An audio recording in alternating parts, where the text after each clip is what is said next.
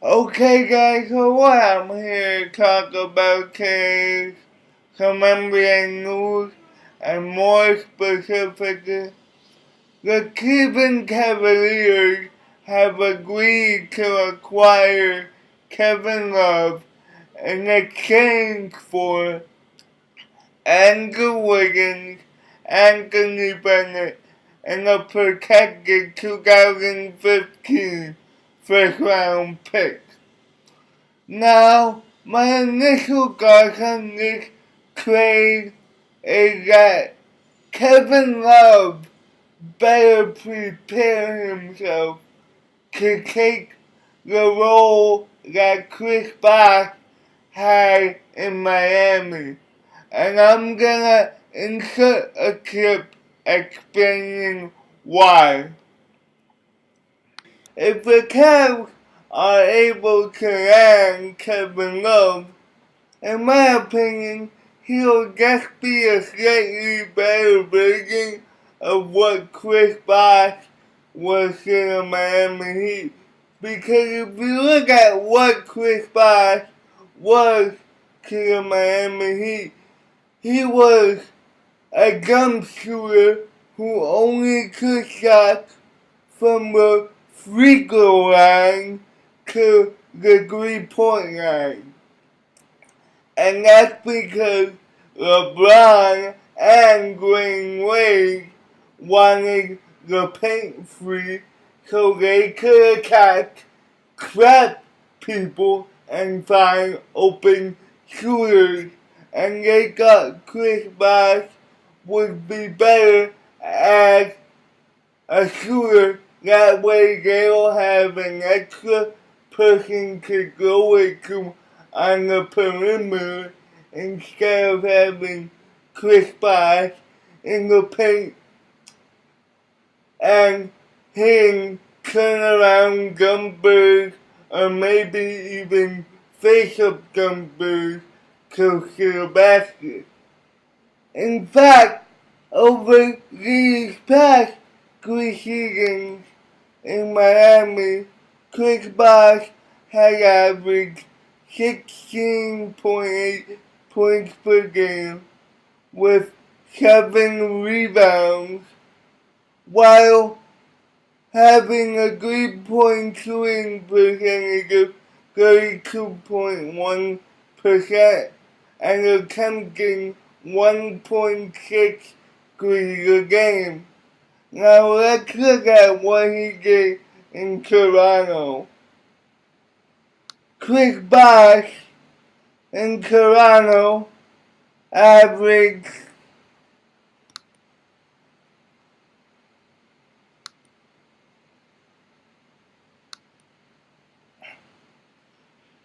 20.2 points per game with 9.4 rebounds while only shooting 29.8% from behind the arc and only attempting 0.3 threes a game. So he attempted 1.3 threes more a game than he did in Toronto just because D-Wade and LeBron James wanted him to play on the perimeter so they could pick and pop or have an extra shooter. Now let's transition this to Kevin Love. Kevin Love has already become a 3-point shooter, so he'll fit very, very good with LeBron. In fact, most of his field goal attempts were from the 3-point line this year. He attempted 35.5% of his field goal attempts from beyond the 3-point line. That's more than he did in any other season. And this past season, like I said before, his main shot was a 3-point shot. But here's the thing, Kevin Love is gonna have to sacrifice field goal attempts. This past season, Kevin Love averaged 18.5 field goal attempts, and for his career, he's averaging 14.1. This past season, an 18.5 field goal attempt, Kevin Love averaged 26.1 points per game.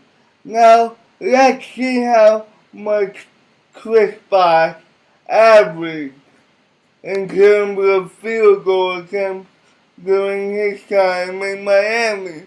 Chris Bosh averaged the past 3 seasons in Miami.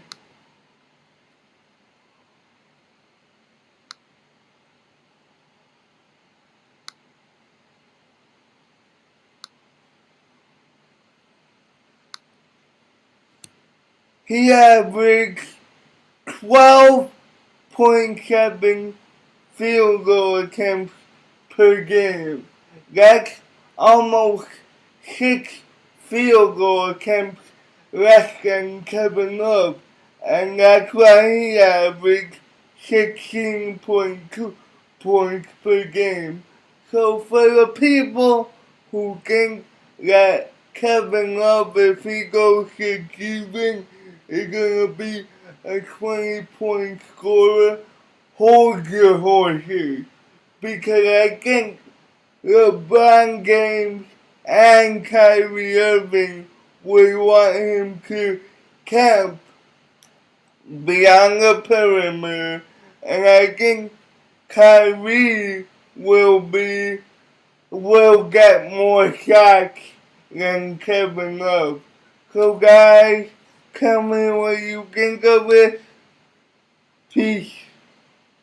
With that being said, now let's look at the main piece that the Minnesota Timberwolves are getting in this trade, which is Andrew Wiggins. Now, I believe that Andrew Wiggins has a similar skill set to that of Kevin Durant, except they use it in reverse.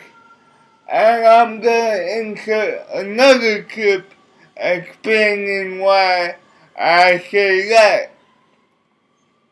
Way too long. Now, Kevin Durant and Andrew Wiggins have similar skill sets, but they use it in reverse.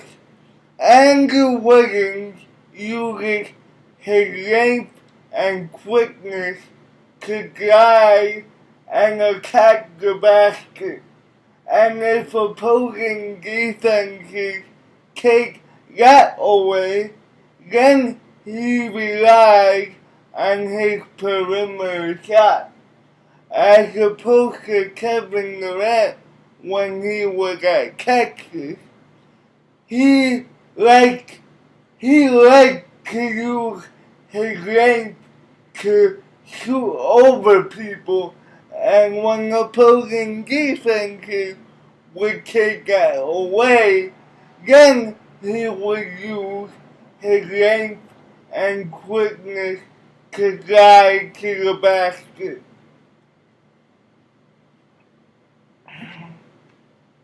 Furthermore, when both of these players get inside guards and are met by a defender, they can easily shoot over the defender because of their length. The only difference is Andrew Wiggins has more options than Kevin Durant.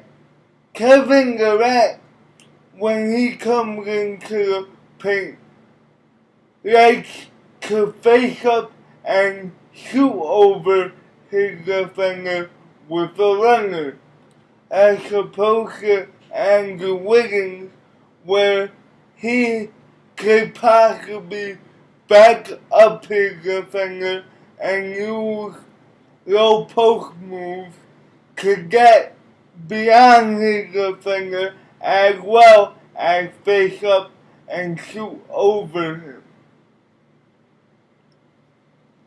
Now, one of the few differences between Andrew Wiggins and Kevin Durant is the fact that Andrew Wiggins is already a more polished defender than Kevin Durant is.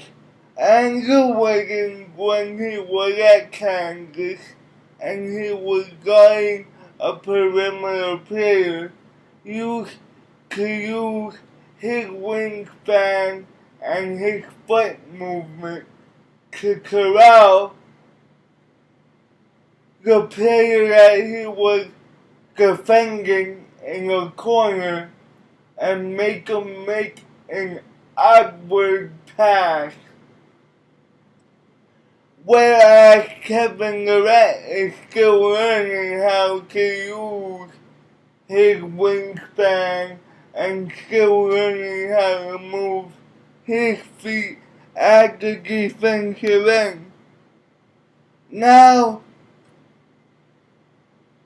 I think that LeBron and Andrew Wiggins are gonna butt heads at times because just like Kevin Durant, Andrew Wiggins can be a little passive, and Zach LeBron is like sort of has that Russell Westbrook type of personality where he's a locomotive and he doesn't care what people think of him on the basketball court. And he'll shoot the ball at will and not even pay attention to Andrew Wiggins. So I think that may be a problem. Now before I go, I'm just gonna give you Russell Westbrook's stats for his sophomore season at UCLA. Now Russell Westbrook, his sophomore season, averaged 12.7 points with 4.3 assists and 3.9 rebounds while playing approximately 34 minutes a game. Now that LeBron, his stats during his only season at UCLA, he played 24.4 minutes a game, averaged 9.4 points, and 1.8 assists. So the numbers are kind of comparable if you put Zach LeBron at 34 minutes a game compared to Russell Westbrook. Anyway, guys, that's it for right now. Peace.